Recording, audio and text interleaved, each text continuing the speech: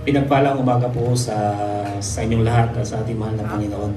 Ah, Natatawa po ako no, parang in na in ngayon yata yung vertigo. In na in.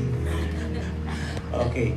Um, Bago po tayo dumako sa isa sa pinakamahalagang gawain ng pagsamba sa ating Panginoon ng banal na hapunan, ito nga po yung meron po ako nais na ibahagi na maikling kwento lamang po. Nangyari po last month before Holy Week. Um, Isa po sa mga tauhan ko, driver po ng company ko. Nagkaroon po siya ng mataas na high blood. Sobrang taas po na talagang hindi niya kayang tumayo, natutumba po siya at medyo yung paningin niya ng labo. So, ang ginawa po ng pamilya niya, tinakbo po siya sa isang public hospital kasi nga po pag private hospital, talagang magastos po talaga agad. So, dinala po siya sa public hospital na kung saan po, siyempre po pag public po, hindi po sapat o hindi po kumpleto yung mga kagabitan.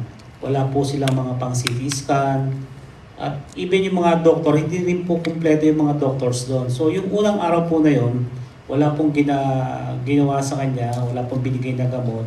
At nirecommend po siya na lumipat po uli ng ibang mga hospital na syempre ang lilipatan din po nila is public din ang hinahanap para nga naman po makatipid. So yung buong maghapon po ng ikalawang araw, na CT scan po siya.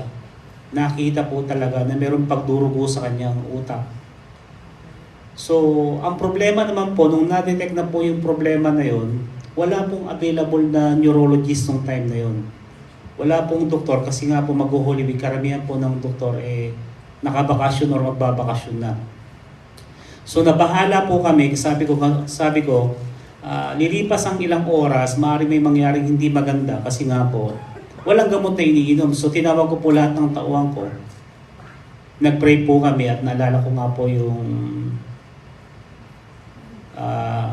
nakasulat sa Biblia na sabi nga po sa Isaiah 53 verse 5, by His wounds we are healed.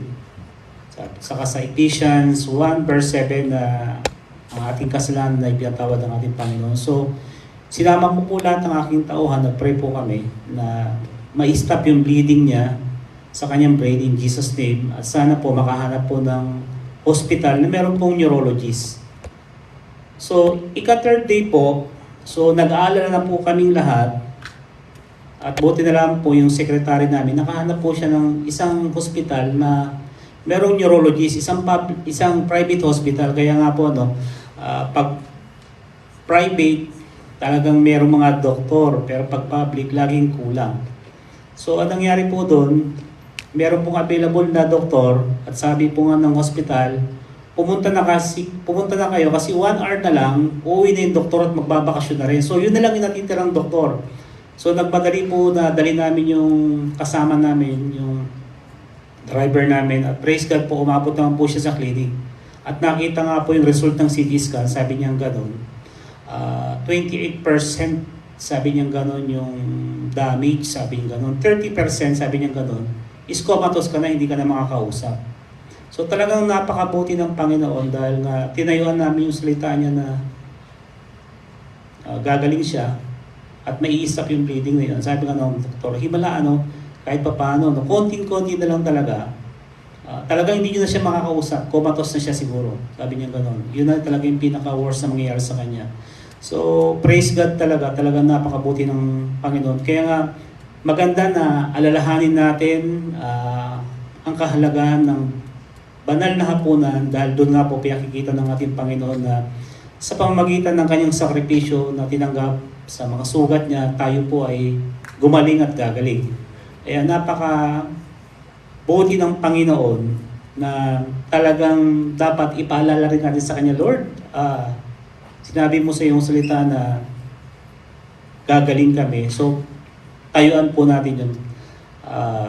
Yung nga po pala, yung last week din po, habang nagmamaneho po ako sa Skyway, naramdaman ko pong gumalaw yung Skyway. Sino po ba nagmamaneho sa Skyway? Gumalaw po yung Skyway. Sabi ko, praise God! Sabi ko, Jesus! gumalaw yung skyway. Kaya kinabahan po ako noon, no? Kaya pagdating ko rito sa church, nakita ko si Pastor, Pastor, sabi ko ganun. Nahihilo ako, sabi ko ganun.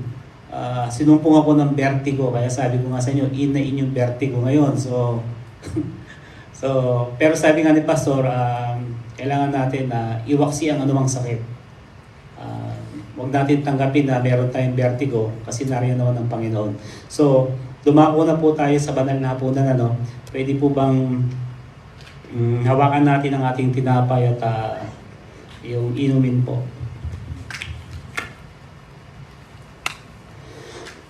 Panginoon, patawarin po kami sa aming mga kasalanan, sa aming mga pagkukulang sa iyo. Patawarin mo po kami, Panginoon, sa mga kapwa namin, Lord, na nagagawa namin ng hindi mabuti. Maging sa aming sarili, Panginoon. Patuloy, Lord, na baguhin mo po kami. Maraming salamat din po, mahal kong Panginoon, sa kagalingan na ibinibigay mo sa lahat ng aming karamdaman. At narito po, mahal kong Panginoon, ang tinapay na sumisimbolo ng iyong katawan para po sa kagalingan ng aming mga karamdaman. Alam ko, Lord God, na anumang karamdaman ang meron kami na ginagamit ng kalaban, ito ay tutunawin mo, wawakasan mo sa pangalan ni Jesus. Kainin po natin ang tinapay.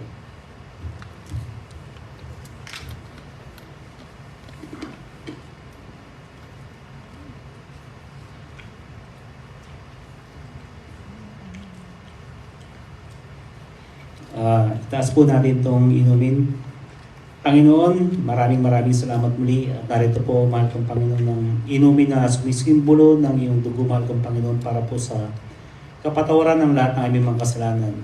Dalangin namin, Panginoon, na patuloy na pagharian mo aming buhay. At lahat ng mga anak mo, Lord God, na nagtitiwala at naniniwala sa iyo, alam namin, Lord God, na hindi mo kami iiwanan, hindi mo kami pababayaan. At hihintayin namin, mahal kong Panginoon, ang iyong pagdating. Umaasa kami, mahal kong Panginoon, na lahat kami mga anak mo, Lord, na nagtitiwala sa iyo. Sa pangalan ni Jesus ay makakasama ka namin. Amen.